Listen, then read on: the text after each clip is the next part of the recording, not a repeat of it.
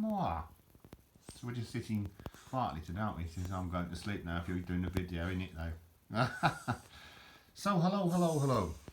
So today I'd like to, well, take a look at this. It's actually an owner's manual for the Volvo C70. Obviously I don't have one because I couldn't afford it, but that's what it looked like. Very lovely coupe from sort of, I suppose, the mid to late 90s. It was around and about, you know, into the year 2000s. Obviously, and there was a Mark II. In actual fact, this is the Mark 1. I don't think there's any details on the bottom of what it came. The owner's manual for the real car came in a lovely leather-bound case, which is this. And obviously, you would have put the business calling cards in there. You know, the dealership cards for the salesman and the mechanics or whatever. And there's one other thing in there I've not seen.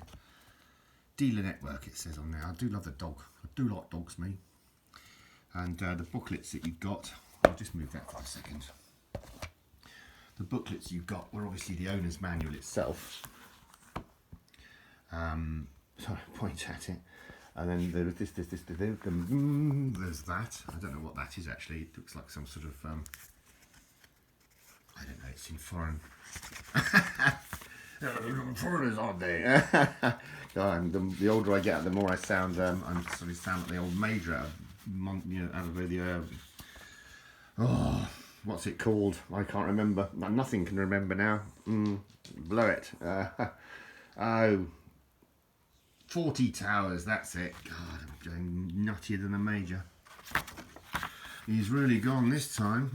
I don't really know what that is, because it's all in, it's very, oh no, here it is. There it is, it's in English. Sorry, duffed off as a brush. So I don't know what that's for. Fitting instructions for something. The radio perhaps, or something, I don't know. Anyway, if you want to read through that, you can. I don't want to waste your time making this video into 10 hours long. And there's a service handbook there, which is nice, which is sweet, because it's never been opened, so and I don't want to open it, obviously, because it's still in its package, isn't it? Which is all good. So should we have a quick look through the book? Let's see what the car was all about. Lovely cars. Okay, so I first came across this car in that colour. My first wife used to be a producer at the Pinewood Film Studios, and at the time they were making a film with the American actor Val Kilmer and the beautiful American actress Elizabeth Shue. They were making a film called The Saint. It was about 1997, something like that.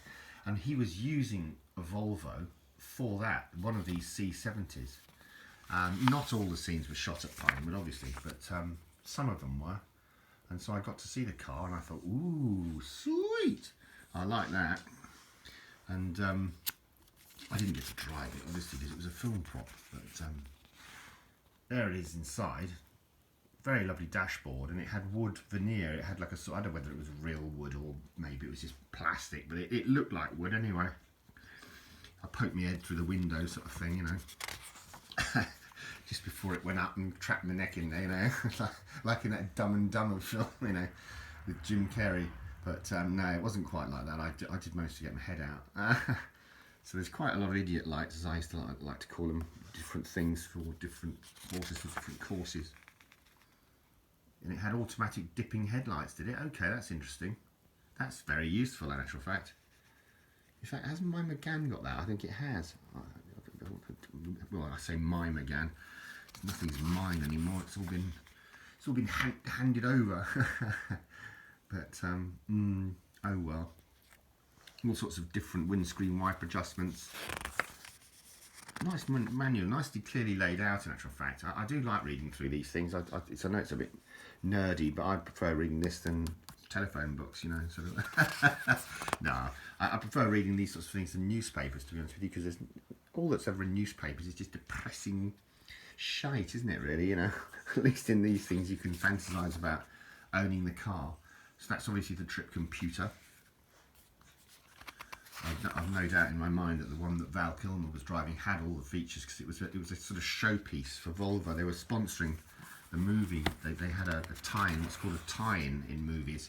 It's when you a tie-in is when you promote your product and you know, you give the car for free. Obviously, I felt there was more than one. There was about 4 of them, I think, that were given by Volvo to make the movie, and in return, of course, their car is in the movie, and of course, it hopefully brings them advertising revenue back at you, sort of thing. And that's what a tie-in is, isn't it? But there you go. There's all the ventilations and what have you. It's a very comprehensive manual, actually. Air conditioning, a must really nowadays. These hotter suns that we get, you know, because of the global warming and what have you. Oh yeah, okay. Auto dim. So that's good. That when it detects strong headlights in the back, through these sensors, it automatically dips the mirror instead of you having to manually dip it, which is all good, because obviously automatic adjustable door mirrors, another good thing. Obviously, if you're, you know, the less you have to do as a driver, the better, as long as you don't fall to sleep, sort of thing. You wake up when you hit the tree. It was like that wonderful film, National Lampoon's Vacation, I think it was, where, you know, the camera pans to the back of the car and the 2 kids are asleep, and then the camera pans round to the wife and she's asleep, and then it pans to the driver, who's Chevy Chase, and he's asleep as well. And anyway, they go through this barrier. They go crashing into the. Crashing through this barrier, through a dense load of bushes, and the wife mumbles to her husband, "Turn the telly off, Spark. Turn the TV set off, Sparky." And he goes, "What?" Yeah. And he wakes up suddenly, just enough to get control of the car, and it skids to a halt in the parking space, and he just says, "We've arrived," something like that. Anyway, I'll try and leave a link below, because it is a very, very amusing moment. If I can find it, I will leave it in the prescription pill box below. But there you go. It's all sorts of memory seats. They're useful too, because obviously if there's 3 of you driving, so it might be your wife. Hang on. It might be your wife, and it might be one of your kids that want to borrow the car, and you don't have to keep wibbling about moving mirrors and seats. You just press the memory. BMW had that to great success. They're very safe cars as well, Volvo. It's very, very safe. There's a detailed thing there for girls who are expecting. That's useful as well, because obviously that is very dangerous to have a seatbelt around your tongue if you've got a little bairn inside. I forget what they call them now, these mounts, but they've got another word for it now. Isofix, they call it nowadays, Isofix, which is for children to make them safe. They're propped to a height where they're safe, so that if they were, God forbid, to be in an accident situation, instead of the seatbelt cutting into their neck, they're high enough for it to, you know, work across their chest, which is absolutely vital. Trust me. And that's actually very detailed there. It's got a whole load of information on where the kid should be, with what sort of height and everything. That's top dollar. Well done, Volvo, for that. And obviously they've got these side airbags, as well as, you know, seat airbags, SIPs.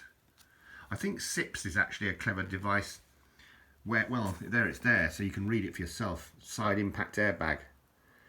But I think also Volvo had an anti-dive, which means that I've seen a lot of car accidents in my time.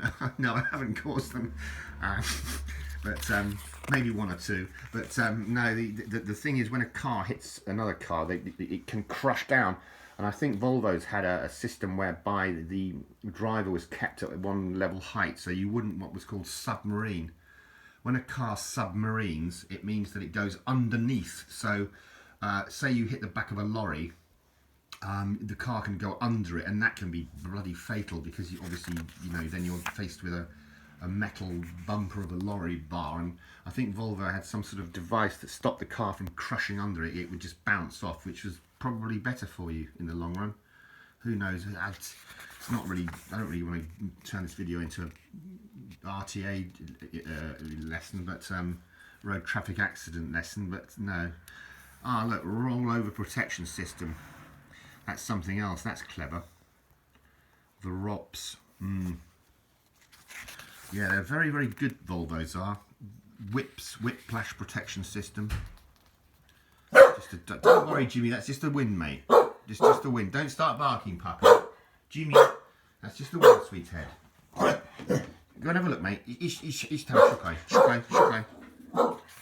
That's just the wind closed the door, and of course now Jimmy's activated. I've activated the alarm, but yeah, it's a lot of good things going on in this car, that's a fact. Really nice body and exterior. I better speed up because obviously I can see the clicking on again. It is, isn't it? It's clicking on. Jimmy, spokoj. Spokoj, Jimbers new on now. They've even given you a toolkit, like first aid kit, packs, all the rest of it. You probably can't hear me now. Oh, that's useful for skis and stuff, long loads. You can stick them through the bit where you put your armrest, you know, and that wind blocker, wind brake. Yeah. Oh, it's even got reverse gear inhibitor, which is a useful thing. I don't know quite why that is useful. Which is blocked, so it cannot be reversed directly from fifth into reverse. Okay, excellent, good idea. So in other words, if you can't find it, grind it, or not in that case. So anyway, I'll speed on a bit. It's just getting a bit mundane now. Anyway, it's all about towing brackets and things like that. And yeah, we've seen it all. How to service and maintain the lamps, of course, that's essential. How to change a tyre pressures, things like that. It's all good, baby. It's all good. So I hope you found this of some interest and enjoyed it, and I hope it's not too long. I know these videos just get on, and I just get mesmerised by the sound of my own boredom, if you know what I mean, by the sound of my own boring, droning voice. It's draining like a drone. But there you go. Anyway, that's the car. Thanks ever so much for watching. Volvo C70. Cheers.